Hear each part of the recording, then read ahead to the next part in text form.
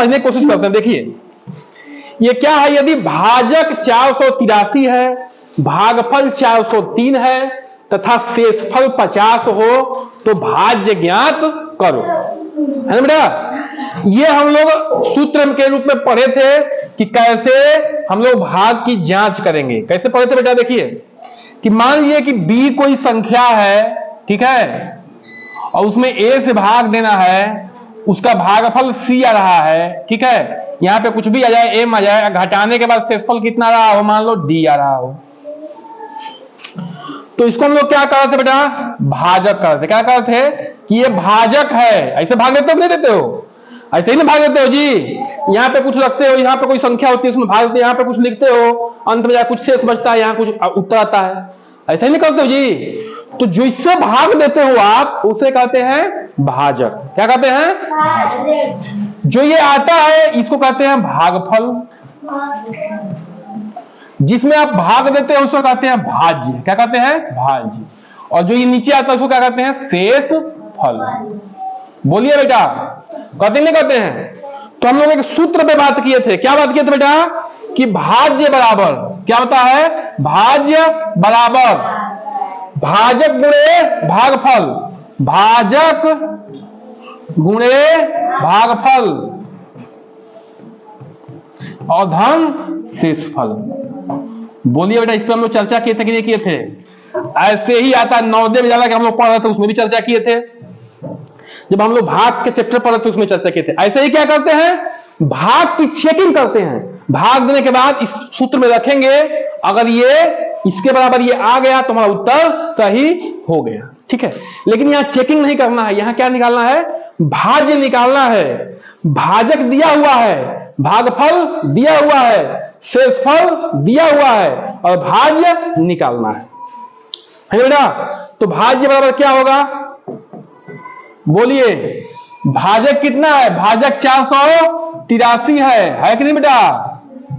भागफल कितना है, भागफल गुणे भागफल 403 है और शेषफल कितना है, 50 है। क्या करना है, जो ये दिया है उसको इस सूत्र में रख देना है ना। जो भी दिया है सवाल में उसको इस सूत्र में रख देना। अब देखिए बेटा, बोर्ड मास में क्या होता है, बोर्ड मास में हम पढ़े हैं, का को पहले काटिए, का पीछे दो भाग और गुणा करो धन जोड़ के, ऋण को दियो घटा। पहले गुणा होगा, भाग होगा, यहां देखो भाग है नहीं है, फिर गुणा होगा, फिर जोड़ होगा, घटाना है ये नहीं है, ब्रैकेट नहीं है, ठीक है। तो पहले क्या होगा, गुणा क्रिया, फिर जोड़ क्रिया होगी। तो इसको आप लोग गुणा करो आपस में, गुणा करो बेटा, 483 और गुणे 403, फटाफट गुणा करो। 3 3 का 9, 3 9 24 का 4, हासिल 2, 3 4 का 12 और 2 14। बोलिए बेटा, है कि नहीं आएगा, 3 3 का 9, 3 9 24 का 4, हासिल 2, 3 4 का 12 2 14। ये शून्य से करोगे तो क्या हो जाएगा, सब शून्य शून्य हो जाएगा। 4 से कहो, यहां कट लगा देंगे। अब देखो इस सैकड़ा पर सैकड़ा के नीचे लिखेंगे, 12 का 2, हासिल 1, 4 8 32 और 1 33 का 3, हासिल 3, 4 4 को 16 3 19। बोलो बेटा, यहां 2 कट लगेगा क्योंकि ये सैकड़ा पर लिखना है। जो 9 4 4 2 6 4 9 और 1। गुणा चेक करो बेटा एक बार आप लोग, सही है कि नहीं, गुणा सही है, सही है गुणा, हाँ आप लोग कर रहे हो गुणा, बोलो।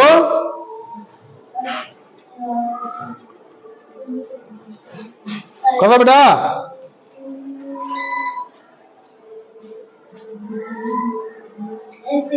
बोलो बेटा।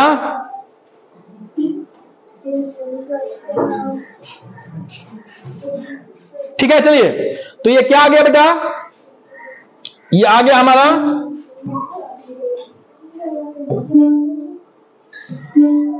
इसका उत्तर क्या आ गया बताइए बेटा, 1,94,649 में 50 जोड़ना है। तो जोड़ो बेटा, इकाई से इकाई जोड़ो तो 9 हो जाएगा, फिर दाएं से जाएंगे वो 5 और 9 हो जाएगा, बाकी 6 ऐसे उतर जाएगा, 4 उतर जाएगा, 9 उतर जाएगा, 1 उतर जाएगा, ये आपका क्या आ जाएगा? तो भाज्य कितना हो जाएगा? ये आपका उत्तर आ जाएगा। ठीक है, बात समझ में आ रहा है कि नहीं समझ में आ रहा है? बोलिए बेटा।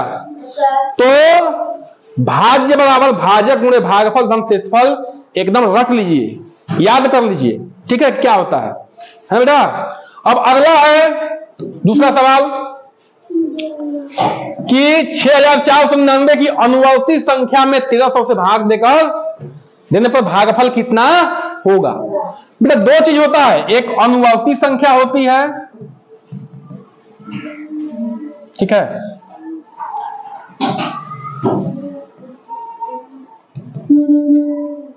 अनुवर्ती संख्या, एक होती है पूर्ववर्ती संख्या। ठीक है, पूर्ववर्ती संख्या।